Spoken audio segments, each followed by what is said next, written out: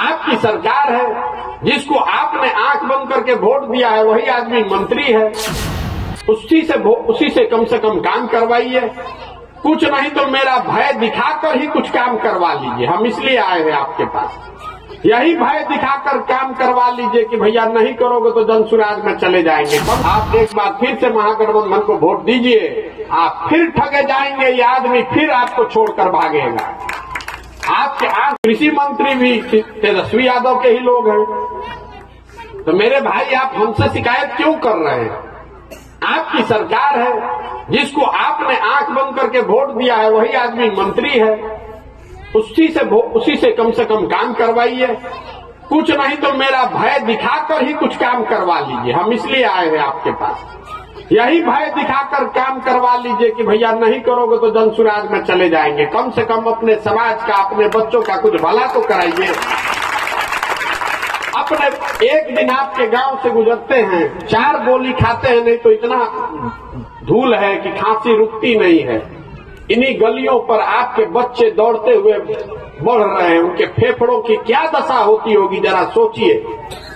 आपको चिंता ही नहीं है तो कैसे सुधरेगा? और जो लोग बता रहे हैं महागठबंधन की बात, आपको बता देते हैं क्यों नहीं महागठबंधन की मदद कर रहे हैं।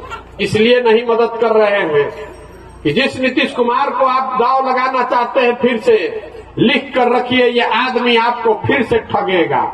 आप में से कोई आदमी जिसको ये भरोसा हो कि नीतीश कुमार फिर से नहीं पलटेंगे, जरा खड़े होकर समाज के सामने इस बात का गारंटी ले लीजिए, हम महागठबंधन का मदद कर देते हैं।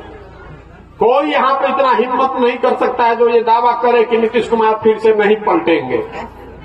और हम आपको दावे के साथ कह रहे हैं, आज की तारीख और ये जगह लिख कर रखिएगा, आप एक बार फिर से महागठबंधन को वोट दीजिए, आप फिर ठगे जाएंगे, ये आदमी फिर आपको छोड़कर भागेगा।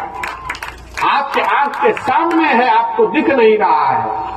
नीतीश कुमार बिहार में महागठबंधन में है और दिल्ली में लोकसभा में, राज्यसभा में अपना उपसभापति बनाए हुए हैं, भाजपा के साथ बैठ के कानून बनवा रहे हैं। आपको दिखिए नहीं रहा है तो हम क्या करें?